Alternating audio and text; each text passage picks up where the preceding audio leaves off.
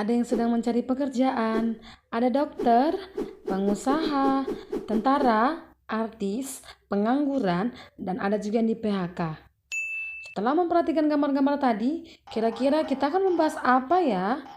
Dan kira-kira apa hubungannya dengan ekonomi ya? Yuk kita bahas bersama-sama dengan saya, Mercy Jagata SAK dalam pelajaran ekonomi kelas 11. Ekonomi bersama kita membangun negeri. Ada yang tahu kita akan membahas apa? Ya, betul sekali. Di materi kali ini kita akan membahas tentang ketenaga kerjaan.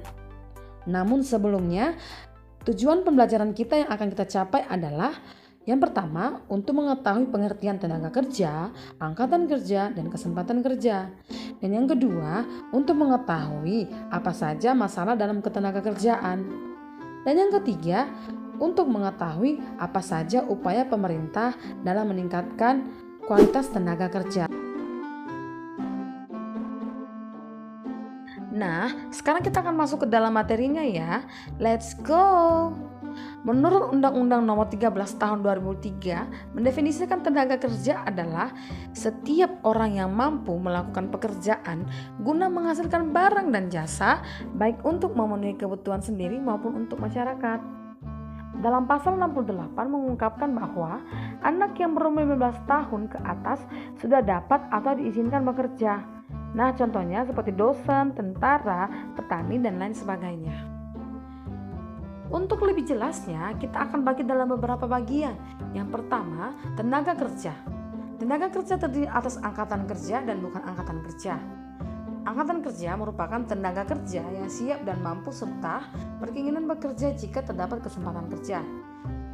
Angkatan kerja ini terbagi atas dua lagi, yaitu pekerja dan pengangguran. Pekerja adalah orang yang sedang bekerja dan mempunyai penghasilan seperti guru, dokter, tentara, petani, dan lain sebagainya. Menurut data statistik per Februari 2022, pekerja di Indonesia bisa mencapai 144 juta jiwa. Selanjutnya ada pengangguran. Pengangguran adalah orang yang tidak mempunyai pekerjaan atau orang yang sedang mencari pekerjaan. Statistika pengangguran di Indonesia menunjukkan dari tahun 2018 sampai 2021 mencapai 29,12 juta jiwa. Dengan tahun 2020 dan 2021 merupakan tingkat pengangguran yang paling tinggi.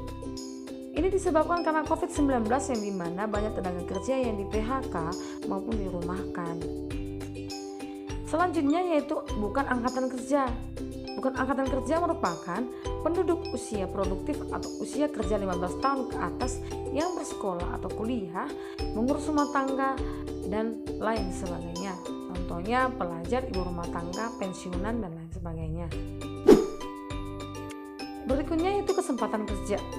Kesempatan kerja merupakan peluang kerja bagi para pencari kerja. Sejak COVID-19, kesempatan kerja di Indonesia menurun dari 93,7% menjadi 90,1%.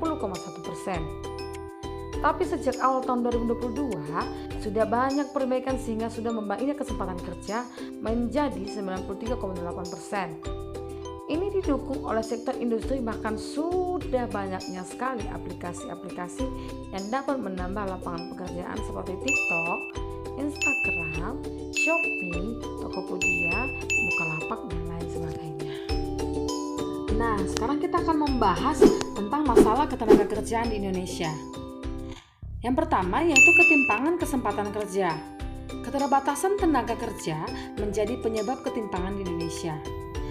Penyebab lain yaitu angka pengangguran Indonesia masih tinggi, tingkat partisipasi angkatan kerja masih rendah, bahkan rasio Gini pertumbuhan ekonomi sangat rendah. Ketimpangan ini merupakan peringkat terburuk keempat di dunia. Meningkatnya jumlah penduduk dan terbatasnya lapangan pekerjaan akan mengurangi kesempatan angkatan kerja untuk bekerja sehingga banyaknya pengangguran dan terjadinya kemiskinan. Yang kedua, rendahnya kualitas tenaga kerja. Rendahnya kualitas tenaga kerja ini membuat tenaga kerja tersebut tidak dapat bersaing dengan tenaga kerja lain sehingga melahirkan pengangguran. Yang ketiga ada pengupahan. Sistem pemberian upah yang rendah akan menurunkan kualitas tenaga kerja. Jika kualitas tenaga kerja menurun, maka akan memicu terjadinya pengangguran. Terkadang juga sistem upah yang diberikan perusahaan tidak sesuai dengan yang diinginkan buruh sehingga sering terjadi masalah. Yang keempat, pemutusan hubungan pekerja. Memutuskan kontrak tenaga kerja secara sepihak oleh perusahaan biasanya disebabkan karena perusahaan sudah tidak mampu lagi memenuhi kewajibannya termasuk memberi upah. Dengan banyaknya PHK, maka akan banyak juga pengangguran yang dapat menyebabkan kemiskinan. Yang terakhir yaitu tenaga kerja asing. Tenaga kerja asing ini adalah tenaga kerja yang diimpor dari luar negeri untuk bekerja di dalam negeri.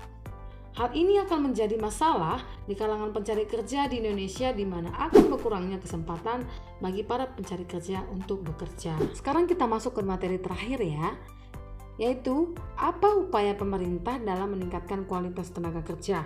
Yang pertama dengan pendidikan dan pelatihan. Pendidikan dan pelatihan ini dilakukan untuk mengembangkan pengetahuan dan keterampilan tenaga kerja yang pada akhirnya akan mempengaruhi kinerja tenaga kerja.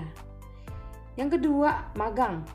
Magang dilakukan dalam rangka pengembangan kompetensi teknis dan transfer aplikasi teknologi. Di dalam magang ini akan banyak sekali ilmu dan keterampilan yang dapat diserap dan dijadikan bekal dalam mencari pekerjaan nantinya. Yang ketiga, pengelolaan produktivitas dan prestasi tenaga kerja. Hal ini dilakukan melalui peningkatan gizi, kesehatan, mental, serta spiritual. Selain itu, pemberian penghargaan bagi karyawan berprestasi penting loh. Pada akhirnya, setiap tenaga kerja yang bekerja akan memberikan dampak pada negara Indonesia seperti meningkatkan taraf hidup masyarakat itu sendiri dan meningkatkan pertumbuhan ekonomi. Baik, sekian materi dari saya. Semoga materi ini membawa manfaat bagi kita semua. Sampai jumpa di materi selanjutnya ya.